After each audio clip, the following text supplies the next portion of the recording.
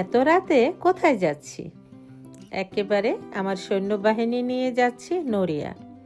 এটা ছিল রোজার ভিডিও। ঈদের আগে শপিংয়ের জন্য যাচ্ছি, যদিও লেট হয়ে গেল। অনেক ভিডিও পেন্ডিং ছিল, এতগুলো ভিডিও আস্তে আস্তে দিতে দিতে সময় লেগে গেল। এই তো আমরা নড়িয়া আসছি, আর এটা হচ্ছে নড়িয়া মার্কেট আর কি। এখানে অ্যাকচুয়ালি আমার অনেক থ্রি পিস নিতে হবে, বাট আমার একদম পছন্দ হচ্ছে না, আর দামেও ওদের অনেক ডিফারেন্ট ভোজেশ্বর থেকে। বাট আমার মেয়েরা বলছে ওরা নাকি একটা থ্রি পিস দেখেছিল খুবই সুন্দর, বাট আমি এসে দেখি ওরাও সবাই ওটার জন্য এখানে আসা, বাট ওদের ওগুলো সেল হয়ে গেছে হয়তো ওই থ্রি পিসটা। তারপর আমরা চলে আসলাম, কারণ ওখানে একেবারে ভালো কালেকশন ছিল না। আমরা চলে আসছিলাম ভোজেশ্বর বাজারে। জানেন, তখন রাত্র বাজছিল প্রায় 12টার মতো, অলমোস্ট অনেক দোকান টোকান বন্ধ হয়ে গেছে। দেখুন রাতের কি ভিউ, মানে সব দোকানপাট বন্ধ হয়ে গিয়েছিল। অ্যাকচুয়ালি আমাদের রোজার ভিতরে অনেক ঝামেলা থাকে। ঝামেলা বলতে কি, আমাদের মাদ্রাসার বাবুদের জন্য ইফতার দিতে হয়, খাবার দিতে হয়, এই জন্য আমরা সময়ই পাই না। পরে আমরা এই জন্য লেট করে বাহির হয়েছিলাম।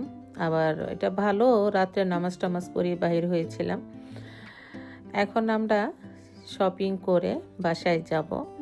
আমরা এই দোকান থেকে অনেক কিছু নিয়ে আসছিলাম, পরে আরও কিছু নিয়ে আসছিলাম, সবগুলোর ভিডিও করা হয়নি, শাড়ি কাপড়গুলো। এই তো আমরা সবাই মিলে বাসায় চলে যাচ্ছি। খুব ভয়ও লাগতেছিল, কারণ রাস্তায় একেবারেই মানুষ নেই বললেই চলে। বাজারে মানে হাতে গোনা মাত্র কয়েকটা দোকান খোলা ছিল, যেগুলো হোলসেল। আর আমি যে শপিং করি এই দোকানটা হচ্ছে হোলসেল দোকান, আমি বেশি কিনি, এই জন্য ওরা আমাদেরকে গুড প্রাইস দেয়। এই তো, আর আমার একটা সমস্যা হলো, আমি যাই কিনবো একই রকম কিনতে হবে, পছন্দ হইলেও অন্য কিছু কিনতে পারি না। তাই একই ব্র্যান্ডের যতগুলো থ্রি পিস ছিল, শুধু কালার চেঞ্জ দেখুন, একই রকম কিনতে হয়েছিল। আর এটার একটা বেনিফিট হলো এটা যে কেউ মন খারাপ করবে না, সবাই মানে কালার শুধু চেঞ্জ, বাট সবাই বলবে যে না একই রকম। এই জন্য আমি সবসময় এইভাবেই শপিং করি। ইভেন আমার বোনদের জন্য যে শাড়ি কিনি, কাপড় কিনি, একই রকম। এই তো ওরা রাত্রে আলু পুরি বানিয়েছিল বাসায়, খুবই মজা হয়েছিল, সাথে সালাদ। আর আমার কাছে ছোট্ট ছোট্ট আলু পুরি খেতে খুবই ভালো লাগে, মুচমুচে সালাদ ভরে। আর একটু শো করতেছি, এটা হলো আমরা রোজার মাসে, এটা আমার নিচের কিচেনে আমার 4 চুলাতে হয় না, এজন্য আলাদা একটা চুলো নিয়েছিলাম রোজার জন্য। আর এভাবে করে প্রতিদিন ইফতার তৈরি করতে হতো, দেখুন কতগুলো করে।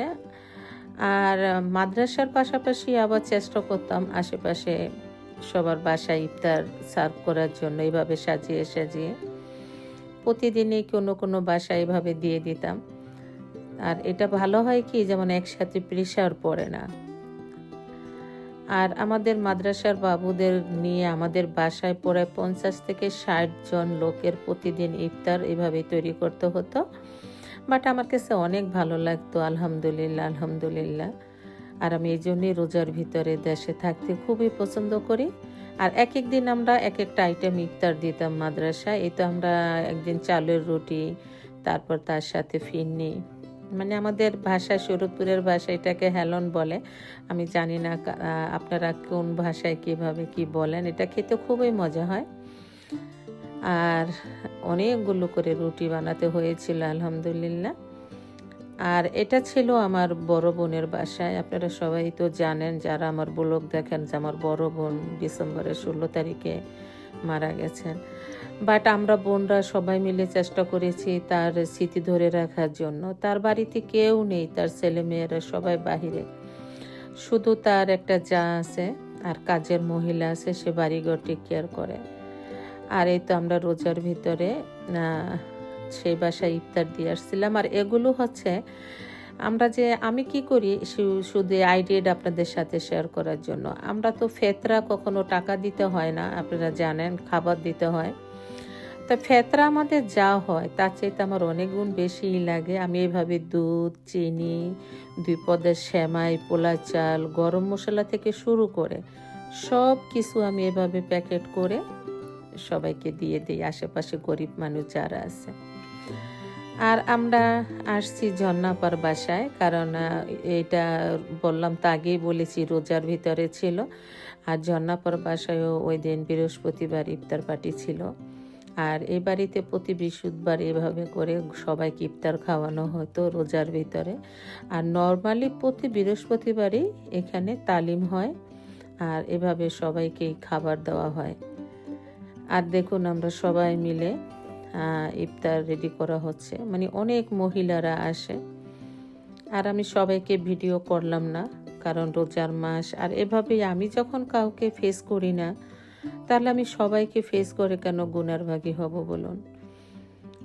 আর এটা ছিল আমি সুশি বানাচ্ছি। আমি আমার বোনদের জন্য অনেকগুলো সুশি তৈরি করে নিয়ে যাব। কেন যাব সেটাই একটু পরে শেয়ার করতেছি। আর এই ভিডিওটা অলরেডি আমি আগে দিয়ে দিয়েছিলাম যে আমার ভাইয়ের ছেলের বিয়ে, শুধু গায়ে হলুদটা আমি অ্যাটেন্ড করতে পেরেছিলাম। বাট এটা ছিল রোজায়, ওই সময় ও মেয়েটাকে ভাগায় নিয়ে আসছিল। তা আজকে সেখানে ওদের বিবাহ পড়ানো হবে আর কি। তা আমি কি করব, আমি ওই সালমার জন্য, আমার বোনদের জন্য সুশি তৈরি করে নিয়ে যাচ্ছি, টেম্পোরা সুশি। আর অনেকগুলো সুশি তৈরি করে নিয়েছিলাম। আর এটা যেহেতু রোজার ভিতরে ছিল, দেখুন কতগুলো সুশি তৈরি করে কেটে কেটে বড় একটা প্লেটের ভিতরে করে তারপর আমরা নিয়ে গিয়েছিলাম। এই তো দেখুন একেবারে পুরো প্লেট আমি র্যাপিং করে নিয়েছি আর সস টস সব কিছু রেডি করে নিয়েছি। আমেনা তো মহা খুশি, সে সবসময় ঘুরতে খুব পছন্দ করে। এটা আমার বাবার বাড়িতে ইফতারের পরে সবাই সুশি খাচ্ছিল, আমিও ওদের সাথে টপ টপ করে অনেকগুলো সুশি খেয়ে নিয়েছিলাম। আর এগুলো আগেই বলেছি, হঠাৎ করে আর কি মেয়েটাকে নিয়ে আসছে প্রেম করে, মেয়ের বাবা ওকে বিয়ে দিয়ে দিবে এই জন্য। তো আমরা ঘরোয়াভাবে যতটুকু পেরেছি শর্ট টাইমে বোর জন্য যা যা আনার সব কিছু এনেছিলাম বোনরা মিলে। তা আজকে রাতে এই একটু গায়ে হলুদ দিয়ে বিয়ে পড়ায় আর কি রেখেছিল, পরে আর কি ধুমধাম করে অনুষ্ঠান করেছে ছেলে মেয়ের বাবারা সবাই, যখন সব কিছু মেনে নিয়েছে। আর না মেনে নেওয়ার কিছুই নেই, কারণ খানবাড়ির বউ হয়ে আসছে। এরা সবাই পরে বড় করে অনুষ্ঠান করেছিল। আর আজকে ইফতার ছিল, আর যেহেতু রাতে তো বিয়ের খাবার টাবার থাকবে, বাট সন্ধ্যায় সবার জন্য ইফতারের আয়োজন করা হয়েছিল আমার বাবার বাড়িতে।